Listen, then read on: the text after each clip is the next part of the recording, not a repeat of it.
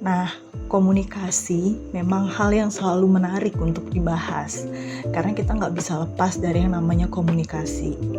Kedengarannya sepertinya simpel, karena kita selalu lakukan setiap hari.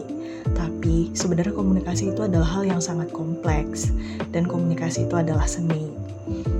Kita mungkin berkomunikasi dengan orang lain, entah itu teman, orang tua, rekan kerja, atasan kita di kantor, guru, dosen, dan pasangan kita hampir setiap hari. Tapi, apakah komunikasi yang kita lakukan itu sudah cukup efektif? Nah, ini masih tanda tanya nih.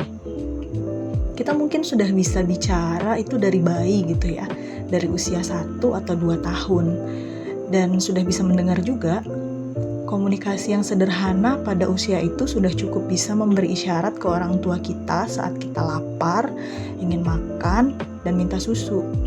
Dan orang tua kita sudah bisa memahami apa yang ingin kita sampaikan.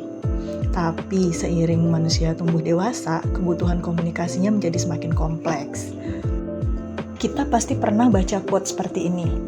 The biggest communication problem is we don't listen to understand, we listen to reply. Nah, salah satu permasalahan awal dari proses komunikasi yang bisa kita tangkap dari quotes di atas adalah active listening skill atau keterampilan untuk mendengarkan. Oke, kita mulai bahas satu persatu ya. Saya bisa gambarkan sederhananya proses komunikasi itu seperti ini. Kalau dari gambar ini, proses komunikasi ya sesederhana itu. Seseorang menyampaikan pesan melalui media komunikasi kepada penerima pesan, lalu si penerima pesan mengerti informasi yang disampaikan, memberi feedback kepada si pengirim pesan, lalu done. Tapi apa iya sesimpel itu? First thing first dalam proses komunikasi adalah active listening, keterampilan kita untuk mendengarkan, memahami informasi yang disampaikan oleh lawan bicara, bukan hanya sekedar kemampuan untuk mendengar. Banyak proses komunikasi yang gagal sudah dimulai sejak awal dari fase ini. Parahnya, kadang belum sempat memahami informasi, kita sudah terlalu terburu-buru untuk menjawab, membantah, atau bahkan mengiyakan.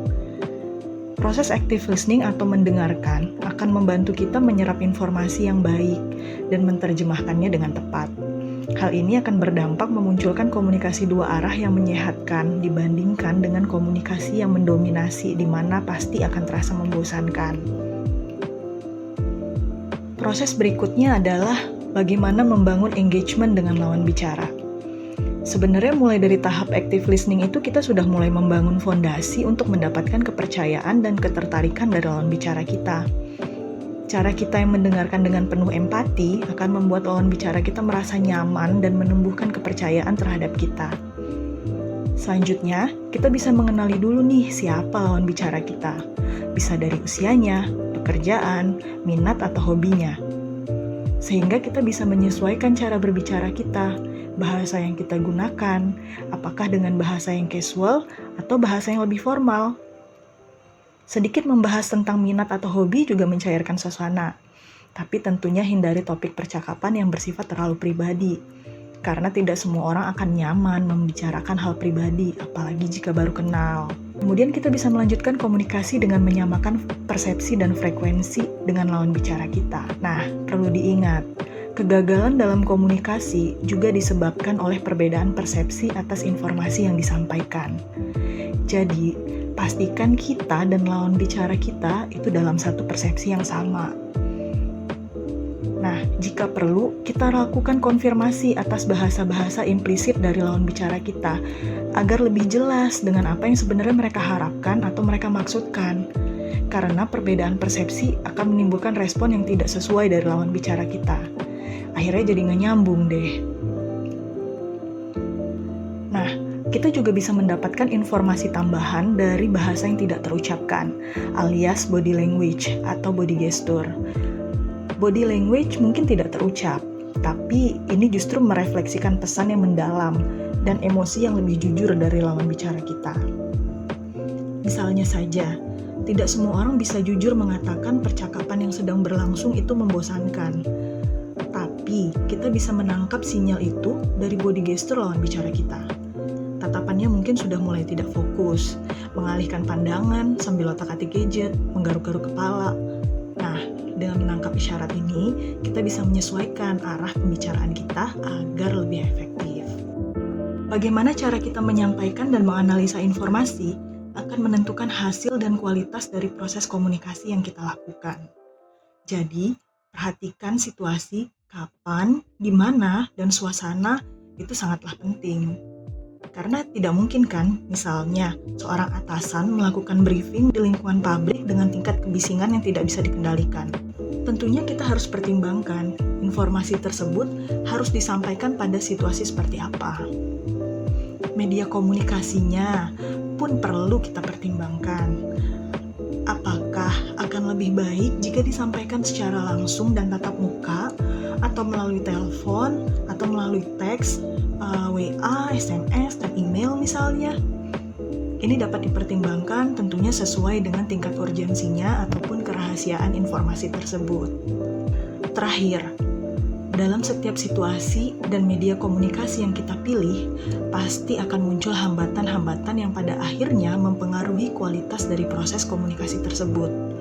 Maka, kita juga harus bisa mengendalikan hambatan-hambatan yang mungkin muncul. Contohnya, yang pertama, noise atau kebisingan yang bisa saja berasal dari suara kendaraan yang melintas, suara mesin, atau bahkan suara tangisan anak. Frequent interruption. Supaya proses komunikasi juga berjalan baik, hindari terlalu sering menginterupsi percakapan atau memotong pembicaraan. Karena selain membuat tidak nyaman, juga akan membuat tidak nyambung komunikasinya. Kebanyakan informasi. Hindari memberikan informasi yang bejibun hanya dalam satu kali penyampaian. Karena boro-boro akan efisiensi secara waktu, tapi justru akan membuat lawan bicara kita kebingungan dan justru lupa atas poin-poin penting yang kita sampaikan. Kendala bahasa juga sangat mempengaruhi, apalagi kita tinggal di lingkungan yang multicultural, dengan bahasa dan aksen kedaerahan yang berbeda-beda.